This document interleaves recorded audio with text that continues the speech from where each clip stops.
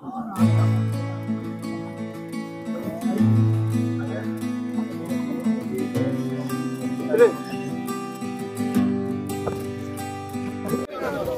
Bosnab Jinabad, Jinabad, Jinabad. Osni Bosnab Jinabad, Jinabad, Jinabad. Sri Osni Bosnab Jinabad, Jinabad, Jinabad. এই দীর্ঘদিনের আন্দোলন Osni Bosnab তোমায় জানাই শত শত ধন্যবাদ, ধন্যবাদ, ধন্যবাদ। Osni Bosnab দীর্ঘদিনের অবদানের জন্য আপনাকে জানাই হাজার হাজার ধন্যবাদ, ধন্যবাদ, ধন্যবাদ।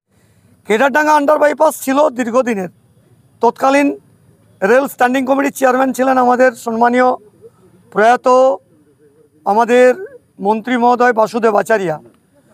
তখন থেকেই আমি বাসুদেব বাবুর নজর এনেছিলাম। কেদারডাঙ্গা, আশ্রমপাড়া, ধরলাঙ্গা, জগদল্লা, গোড়াবাড়ি এই এলাকার সমস্ত চিকিৎসারত সমস্ত পেশেন্ট পার্টিরা যখন এই গেট পড়ে যাওয়ার পরে 1 ঘন্টা 1.5 ঘন্টা তারা বিলম্বিত হয়েছে।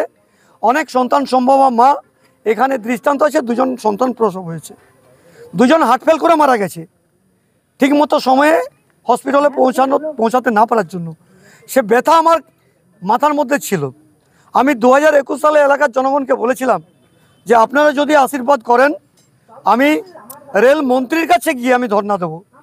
আমার সম্মানীয় রেল দপ্তর ক্যাবিনেট মন্ত্রী মহোদয় সম্মানীয় অশ্বিনী বৈষ্ণবজি 2021 সালে এলাকার জনগণ যখন আমাকে আশীর্বাদ করেন আমি সর্বপ্রথম রেলমন্ত্রীর কাছে গেছি।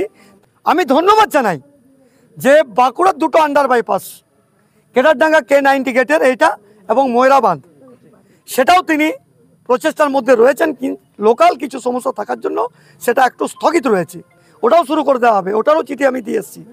তো এই অশ্বিনী বৈষ্ণবজি 2023 সালে আমাকে স্যাংশন দিলেন।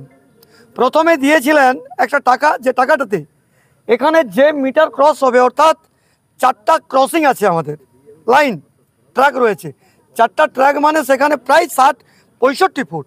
এই 65 ফুট একটা আন্ডার বাইপাস করা, এটা কলকাতার সিটিতে এত বড় আন্ডার বাইপাস নেই।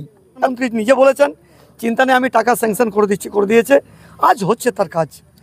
এটা ফেব্রুয়ারির লাস্ট নাগাদ আমরা ইএন সাহেব বলতে পারবেন। তো উনি মার্চ পর্যন্ত টানতে চাইছেন।